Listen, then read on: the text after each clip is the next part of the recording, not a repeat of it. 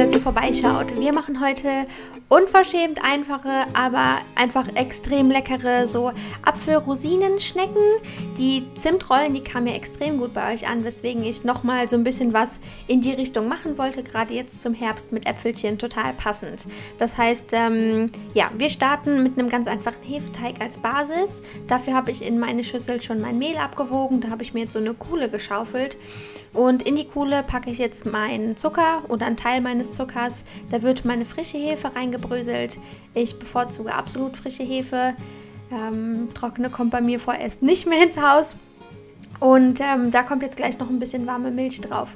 Was ich hier jetzt am Rand schon verteilt habe, ist das Salz. Das sitzt aber nur ganz rechts am Rand und hat nichts, da könnt ihr das auch sehen, das hat nichts mit meiner eigentlichen Hefe-Milch-Mischung zu tun. Die lasse ich jetzt nämlich für, weiß ich nicht, 10 Minuten oder so stehen, damit die Hefe schon eine Möglichkeit hat, sich zu lösen, aktiv zu werden und schon so ein bisschen aufzuschäumen. Also warme Milch drüber schütten, 5 bis 10 Minuten stehen lassen und dann sollte eigentlich das hier passieren. Wenn das dann der Fall ist, habt ihr die Chance oder solltet ihr eure restlichen Zutaten dazugeben und dann wird das Ganze in der Küchenmaschine mit dem Knethakenaufsatz bei kleinster Geschwindigkeit ganz entspannt vor sich hin kneten gelassen, bis ihr da halt einen Hefeteig rausbekommt. Und das ist auch schon fast alles. Das dauert einen Moment. Ich glaube, ich habe meine 10 Minuten laufen lassen. Habe irgendwann gemerkt, dass mein Teig mir ein bisschen arg weich war. Ich glaube, ich war etwas ungenau beim Abwiegen mit der Milch und habe daher noch etwas Mehl dazu getan. 2 kleine Esslöffel.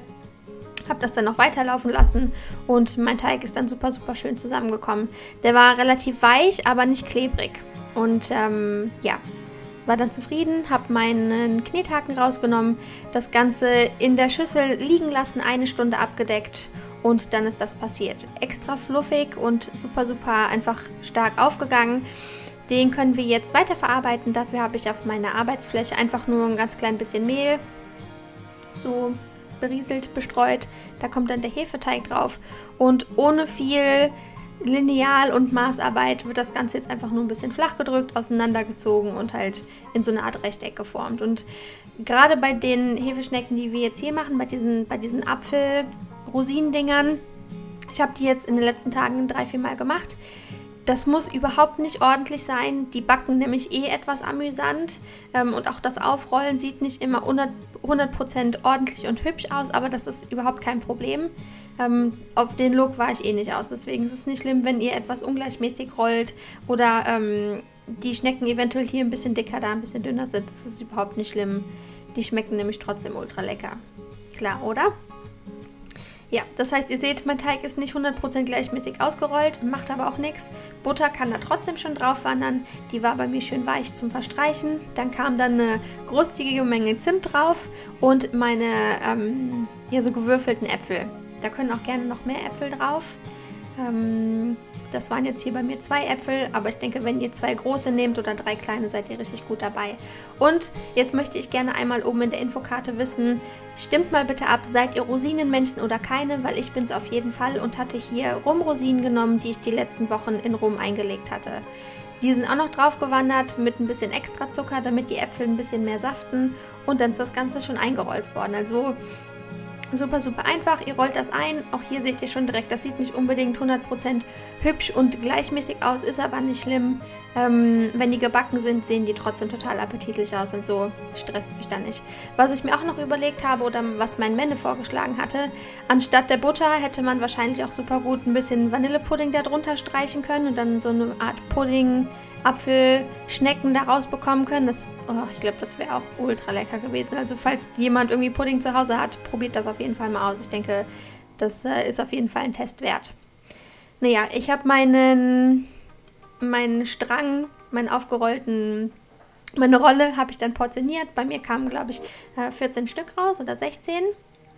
Beim anderen Mal kamen 12 raus, ist immer unterschiedlich. Ich habe die auf jeden Fall mit der Schnittkante dann nach oben, Kopf nach oben, auf mein Backpapier gelegt und noch ein bisschen flach gedrückt.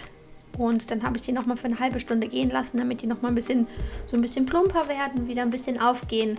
Und dann ab in den Ofen, bis die richtig, richtig schön goldig sind. Wer mag, ich mag immer, kann davor nochmal ein bisschen mit Butter bepinseln. Ich hatte nicht alles aus meinem kleinen Schälchen genommen, hatte mir das dann geschmolzen und damit meine Hefeschnecken nochmal so eingepinselt, damit die nochmal einen schönen Glanz bekommen und nochmal extra leckeren Geschmack.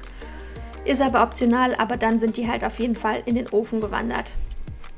Bis die goldig sind, ich glaube bei mir waren das circa 20 Minuten, aber wenn die so richtig schön goldig sind, sind die durchgebacken. Also ja, wenn euch die Farbe gefällt, so wie das jetzt hier bei mir der Fall war, schnappt ihr euch die und drückt die am besten noch relativ warm oder auch heiß, falls ihr das an euren Fingerchen machen könnt, in Zucker, damit die nochmal so eine schöne Zuckerkruste bekommen. Falls der Zucker nicht so richtig haften sollte, könnt ihr auch hier nochmal mit ein bisschen flüssiger Butter nachhelfen. Dann pappt der Zucker auf jeden Fall da dran und ja, dann könnt ihr die auf eine schöne Platte anrichten oder in einem Stapel, wie auch immer ihr das gerne habt und wie ihr das schön findet, und dann dürft ihr genießen. Ich würde empfehlen, die auf jeden Fall warm und so frisch wie möglich zu essen oder am Tag darauf vielleicht nochmal für ein paar Sekunden in die Mikrowelle und dann genießen. Aber das war's schon. Rezept wie immer unten in der Infobox. Vergesst nicht, in die Infokarte zu schauen und ganz fleißig zu kommentieren. Ich bin gespannt, was ihr zu sagen habt. Ich hoffe, wir sehen uns im nächsten Video. Macht's gut!